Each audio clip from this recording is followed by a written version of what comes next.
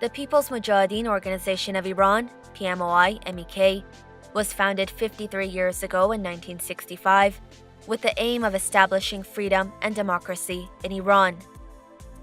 The PMOI founders and many of its leaders were executed during the Shah's dictatorship. Other leaders were released from prisons by people during the last weeks of the anti-monarchy revolution in 1979. After the fall of the Shah in February 1979, a cleric named Khomeini stole the People's Revolution for freedom and established his extremist government based on medieval laws using the name of Islam. People throughout the country, in particular the university students and intelligentsia, upset with the new repressive and backward regime, joined the PMOI. Hundreds of thousands participated in the PMOI-MEK peaceful meetings and demonstrations. The Iranian regime, worried about such rising popular support for the PMOI, started to repress, arrest, torture, and finally execute the MEK members in large numbers. Up to now, more than 100,000 MEK members and supporters have been executed for the sole crime of being freedom lovers. As the result of the brutal crackdown, a large number of MEK members went into exile in different countries of the world. A significant number also went to Camp Ashraf in Iraq, Iran's western neighbor, to continue their struggle for democracy and freedom in Iran. After murdering thousands of innocent people in Iran, in particular the massacre of more than 30,000 political prisoners in the summer of 1988 who were MEK members, Ruhollah Khomeini died in June 1989. Another cleric named Ali Khamenei replaced him as leader of the Islamic Republic of Iran. He soon proved to be as ruthless as his predecessor. In 2009, Khamenei, through Prime Minister al-Maliki of Iraq, who was affiliated to the Iranian regime, carried out several attacks against the residents of Ashraf and killed more than 140 Ashraf residents in Iraq. The brutal killings greatly concerned the international community, namely the European and American governments. Eventually, in a joint international humanitarian action, members of the PMOI in Iraq were transferred to other countries, especially in Europe. Albanian successive democratic and then socialist governments from 2013 to September 2016 also accepted the largest group of Ashraf residents.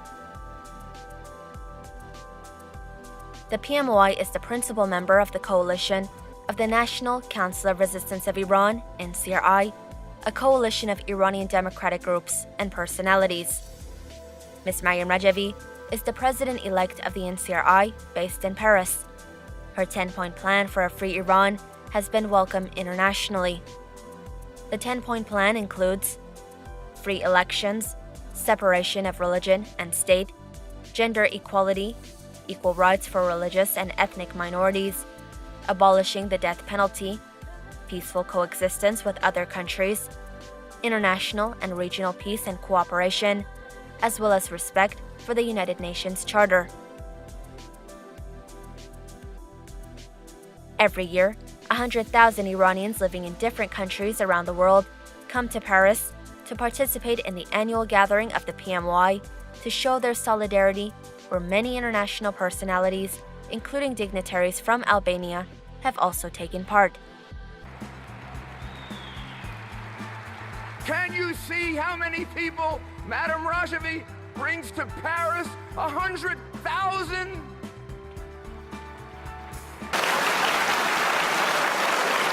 I've come here several years, and I have been impressed with the growth of the movement, the dedication of the movement, and I've been impressed with some victories that are very real.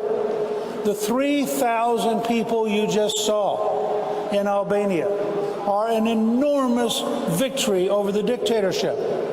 Remember,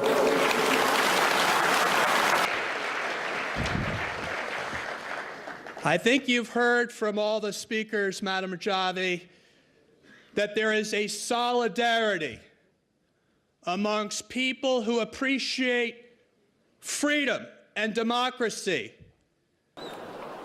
Of the Mojahedin Madame Rajavi is a good example. This is not only the good example, but the beginning of a real perspective to change the regime for democracy. An Islamic lady to be president of Iran should be the beginning of a huge, immense change. Who have addressed just a few days ago an important appeal to the government. An appeal which says the government, the Italian government, must strongly condemn the 1988 massacre and hinge any relation with Iran on stopping all executions. And I am so proud that the government that I served in as foreign minister in Canada spoke with great moral clarity. We labeled the entire Iranian regime as a state sponsor of terrorism. I'm honored to be here by your invitation, a second time to be here in this grand conference. This conference that gathers all the people of Iran, all the sons of Iran, those who left their country because of the dictatorship of the mullah's regime, with a lot of representatives from everywhere in the world. Despite all the efforts of the Iranian regime during the past 4 decades to destroy the PMOI and therefore to kill the movement for freedom in Iran, on the 28th of December 2017, a nationwide uprising started in Iran that shocked the world.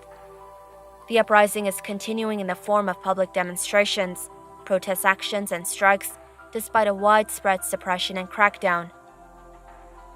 On the 9th of January 2018, Ali Khamenei, the regime's supreme leader, also said regarding the uprising, the PMOI had been ready since months ago to organize people inside the country for the uprising. Prove that due to 4 decades of continuous PMOI struggle inside Iran, the dictator regime in Iran has entered its final phase of existence and is nearing its overthrow.